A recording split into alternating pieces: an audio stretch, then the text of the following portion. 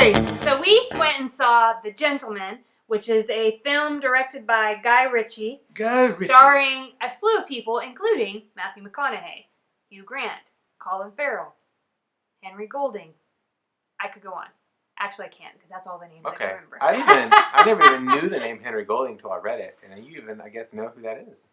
Well, yeah, he's like, because he was in that rom-com that I had a lot of opinions about, Crazy Rich Asians. You know, that was all the rage. Yeah. Henry Golding is dashing. He's all the rage. If you need like a dashing person in your movie, then call Henry Golding. And then he was in our Christmas movie. Yeah, he was. He's doing a great job. He was really great in this movie too. Back to The Gentleman. How would you summarize this, Kelsey? This is a straight up popcorn flick, entertainment. You know, a bunch of bad people doing bad things, but fun to see. Guy Ritchie movie. Criminal organization, bunch of different moving parts. It's almost like a mob movie, but it's not the mob. Go, wait, or skip. Yeah, I probably always say go see a Guy Ritchie movie. No exception here. I will say that this is just a straight up popcorn fun movie. I thought that the characters were interesting and compelling. I thought the story was fun. I thought it was a fun, good old time, entertaining time at the movies, and I loved it. I'm going to say wait to see this movie. What? I'm just kidding. I didn't think it was that fun. I was actually kind of bored at the beginning and was kind of waiting to get like really drawn in.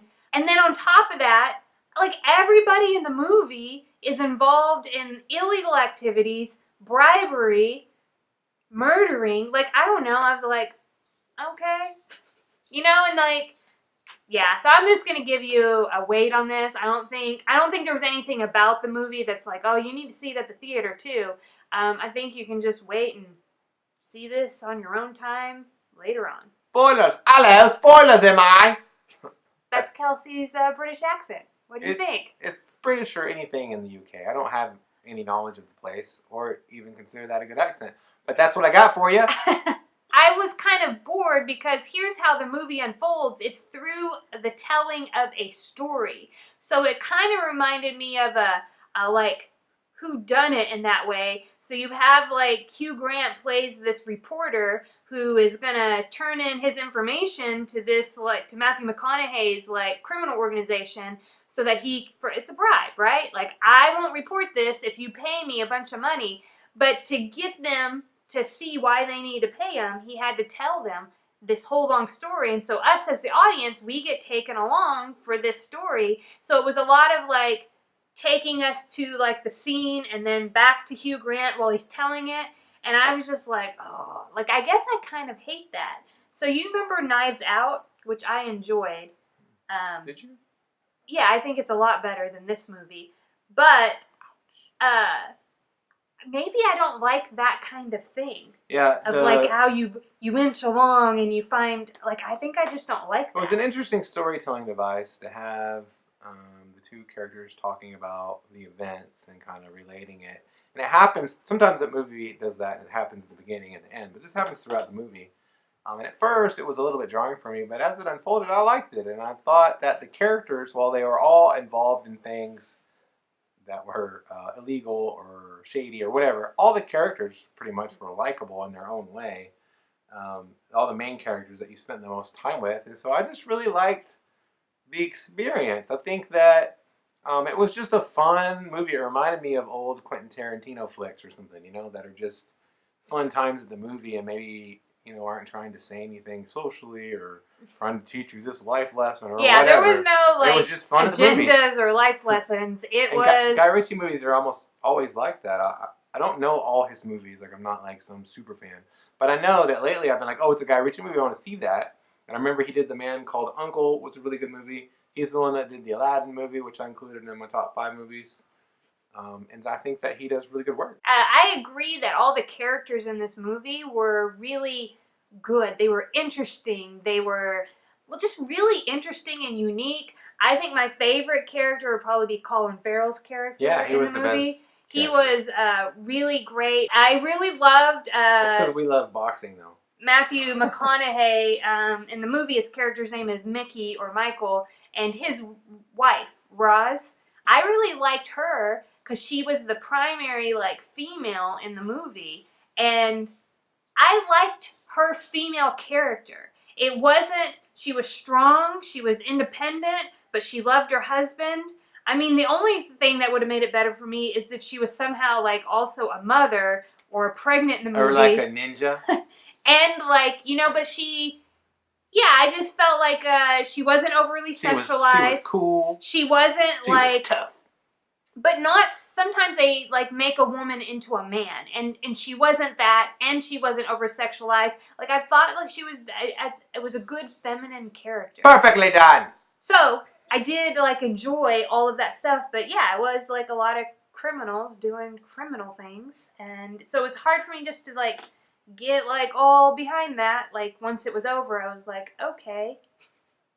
Well, I'm glad this criminal, like... you know, figured all that out and murdered those people who tried to, like, mess with his organization, and he'll just continue being, you know, stupid rich. Yeah, I mean, it does. So, if you were to ask me, like, what are there troubling themes in this movie? Yeah, this movie definitely, like, showcases people's obsession with money and power and being cool and one-upmanship especially and all that power, stuff.